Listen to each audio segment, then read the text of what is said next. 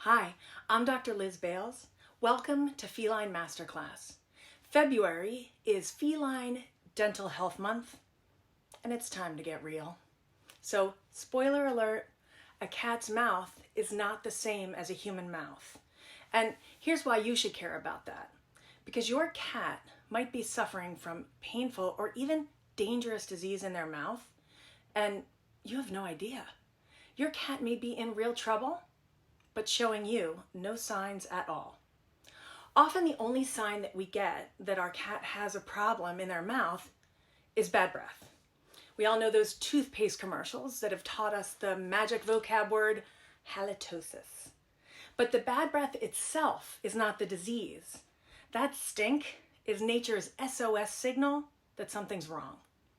Looking in your cat's mouth might reveal the source of the problem, but probably not, because the trouble is usually in the very back of the cat's mouth, where you gotta pull that lip really far back to know what you're looking at. The disease can be under the tongue, or not even in the mouth at all.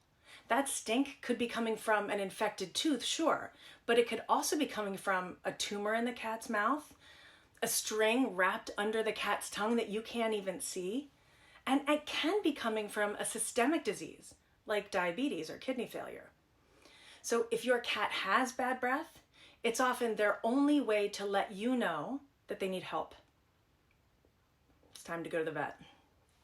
Because a vet is trained to examine all the difficult to see spots in a cat's mouth in a way that is likely to cause you to get bitten at home.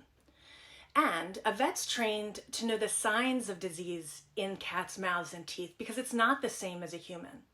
Cats don't get cavities like people do.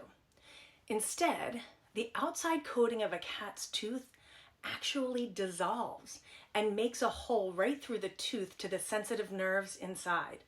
This is called a resorptive lesion. And it's extremely common and sadly also extremely painful. Cats with resorptive lesions do the best they can. They try to avoid touching it. So they'll move the food around in their mouth so it doesn't hit this area. And they might seem to you perfectly fine. I have people come to my office all the time that don't notice any problem at all. And I can do an exam and see a tiny little pink patch on a cat's tooth. And I know what it is. And if you don't believe me, I can even touch my fingernails ever so gently onto that, and your cat will about jump off the table in pain. And they're dealing with this pain all the time, and you have no idea. The treatment is to pull the tooth. I know that feels upsetting to humans, but your cat is never going to miss that tooth. They're going to thank you, because when the tooth is gone, the pain is gone. So cats are a little bit like people, and they get periodontal disease like people do. This is a disease of the gums. The gums get inflamed and tartar builds up on the tooth. Then it wedges itself down between the tooth and the gum. It lifts and pulls the gum away from the tooth, eventually exposing the tooth root, which is super painful. So if we find it and it's not too far gone, we can prevent this by cleaning the cat's teeth under anesthesia to remove all that tartar and clean it up.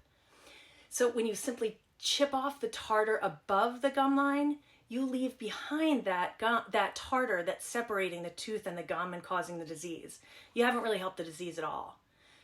And if the gum is too far gone, the only way to help again is remove the tooth.